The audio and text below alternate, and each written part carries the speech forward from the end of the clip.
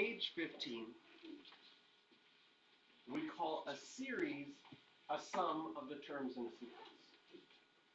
An arithmetic series is if you have an arithmetic sequence and add them up. And then they have the visual.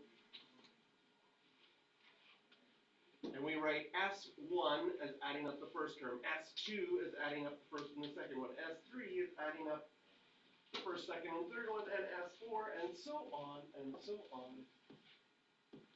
Oh, it doesn't want me to do that one.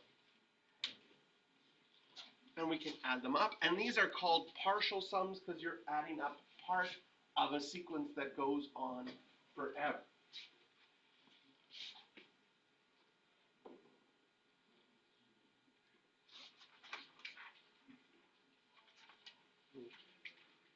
And another way of, do they have this visual? That would be nice if they do. Yeah, check this visual out. If you have them as columns, like this is 3 plus 7 plus 15, and added them all up, and then flip it over, you get a rectangle.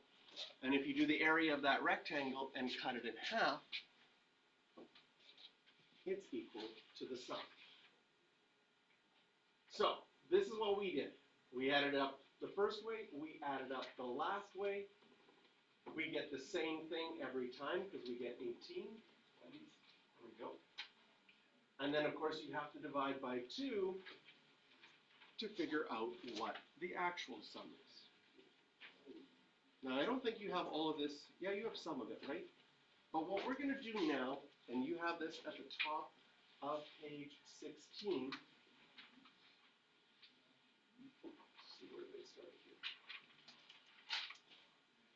Is if we imagine every single random one.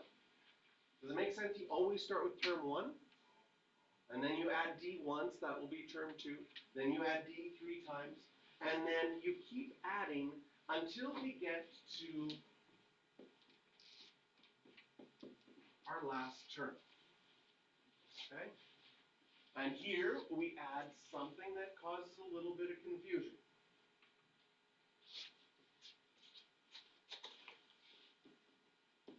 Do you know how yesterday we talked about this being a general term? Okay? Sometimes we're going to talk about this being the last term, because one of the general terms is the last term. So when you have n items in a sequence, then the last one will be term whatever that n is. So you'll see that language, sometimes they're talking about the Tn being the last term. And if all of these things add up to the same thing, this is really finicky today, they will all be term 1 plus term n. In other words, they'll always be the first term plus the last term. Which makes sense, because when we flip the 1 and 100 around, you have 1 plus 100 as the very first thing, which is the first one, plus the last one. They all add up to the same thing. So you will get the first one plus the last one, and how many will you have of that? You will have n of them. So we had the first one and the last one, and right, that's the same as what we saw with the 100. Here's the 100.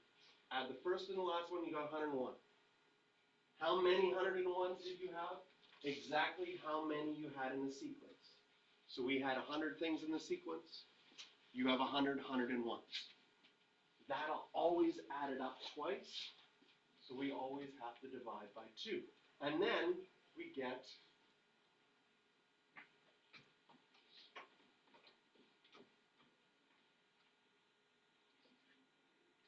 this formula, which is on your formula sheet, and it's actually also in a box.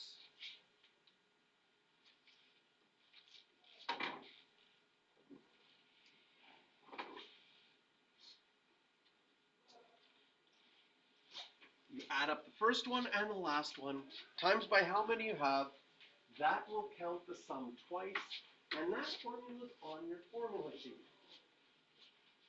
then what mathematicians sometimes do is they say, well, if I have this formula on my formula sheet,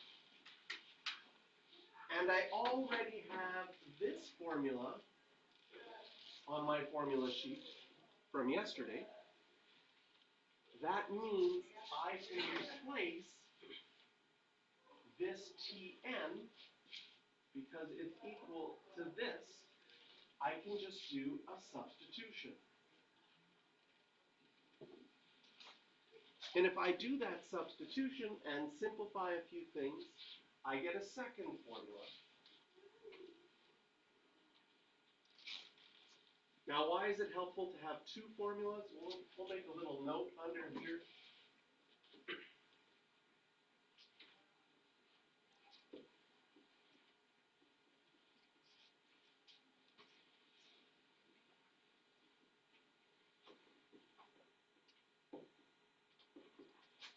This one's really helpful if you know the first and last term.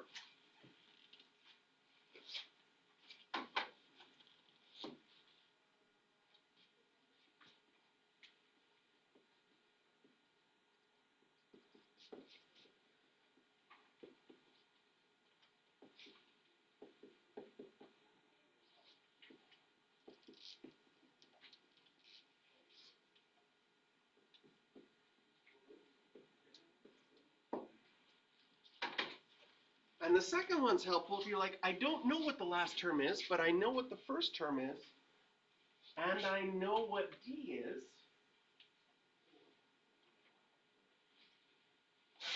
And I guess under here, first term we can write T1, last term is going to be Tn.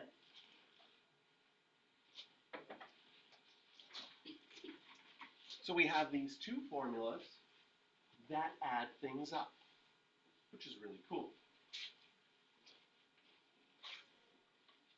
So with that, we're ready to go to example 1.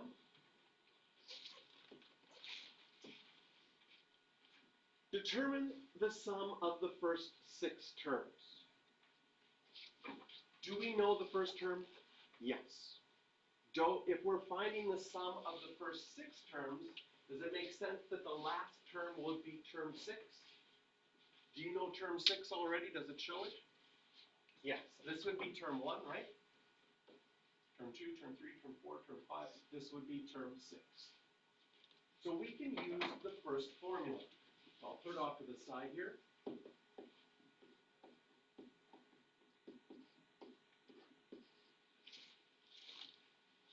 So the sum of the first 6, n is 6, it'll be 6 times term 1 is 25, plus term 6 is a negative 30, divided by 2. And the sum of the first 6 terms would be order of operations. Let's do the brackets first. This will be negative 5. Negative 30 divided by 2 is negative 15.